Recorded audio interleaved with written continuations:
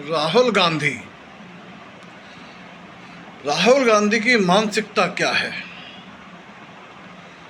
राहुल गांधी की सोचने समझने की शक्ति बिल्कुल संवेदनाहीन हो चुकी है, या मैं कहूँ राहुल गांधी में सोचने समझने की शक्ति ही नहीं है।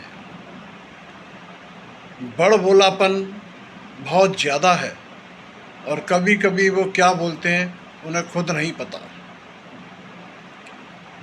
अभी उनका एक वीडियो वायरल हो रहा था जिसमें वो कह रहे हैं कि राजनाथ सिंह मिले, मुस्कुराकर मिले, मुझसे नमस्ते करी, लेकिन मोदी जी ने मुझसे नमस्ते नहीं करी। अब इनसे ये पूछिए, चलिए राजनाथ सिंह ने नमस्ते कर दी, राजनाथ सिंह जी का बड़प्पन है, लेकिन राहुल गांधी से पूछिए कि माननीय मोदी जी बड़े हैं या राहुल गांधी बड़े हैं? माननीय मोदी जी राहुल गांधी से दूनी उम्र के हैं, पद में भी बड़े हैं, देश के प्रधानमंत्री हैं। तो क्या देश का प्रधानमंत्री आपको नमस्कार करेगा? देश का प्रधानमंत्री नमस्कार कर सकता है, कोई बुराई नहीं, लेकिन राहुल गांधी का घमंड ये इस बात को दर्शा रहा है कि भाई आप 50-52 साल के हैं और प्रधानमंत्री 75-76 साल के हैं, तो नमस्ते राहुल गांधी को करनी चाहिए, ना कि माननीय मोदी जी को। खैर, मुद्दा यहाँ ये नहीं है। मुद्दा ये है कि राहुल गांधी ने 2022-23 में एक बयान दिया था कि भारत की 2000 वर्ग किलोमीटर ज़मीन चीन ने अपने कब्जे में ले रखी है। चीन ने भारत की 2000 वर्ग किलोमीटर ज़मीन पर अपना आधे पत्ते जमा रखा है, अपना कब्जा जमा रखा है। अभी इस मुद्दे पर 3-4 दिन पहले सुप्रीम कोर्ट के एक जज दीपांकर गुप्ता ने उनसे पूछा, क्या आपके पास इस बात का कोई सबूत है कि चीन ने भारत की 2000 वर्ग किलोमीटर ज़मीन हथिया ली है? आप किस आधार पर ये कह रहे हैं? आधारहीन बातें ना किया करें।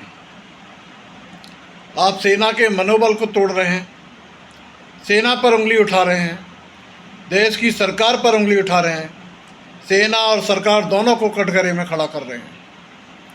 आप विपक्ष के नेता हैं, ये राजनीति आप संसद में करें। और माननीय जज ने इनसे ये भी पूछा कि आप भारतीय हैं? अगर आप सच में भारतीय होते तो ये बातें कभी ना करते। कितनी बड़ी टिप्पणी है माननीय जज की, सुप्रीम कोर्ट के जज की, लेकिन राहुल गांधी को इस बात से कोई फर्क नहीं पड़ता, क्योंकि संस्कारहीन व्यक्ति हैं राहुल गांधी, जिनमें न सभ्यता है न संस्कार है। नाना इनके अय्याज थे, किस खानदान से जुड़े हैं? जवाहरलाल नेहरू की अय्यासी के किस्से मशहूर रहे। इंदिरा गांधी पर भी उंगलियां उठती रही हैं, और ये खुद एक बार वाला, इटली की बार वाला की औलाद है। तो सभ्यता और संस्कार तो इनके खून में ही नहीं है। अगर शर्म और संस्कार हो तो इन्हें चुल्लू भर पानी में डूब मरना चाहिए। खैर, ये तो जो हैं सो हैं। इनकी एक बहन है, कोई उन्हें प्रियंका गांधी कहता है, कोई प्रियंका वडेरा कहता है, पता नहीं वो क्या है। जात का तो इनकी का पता ही नहीं है।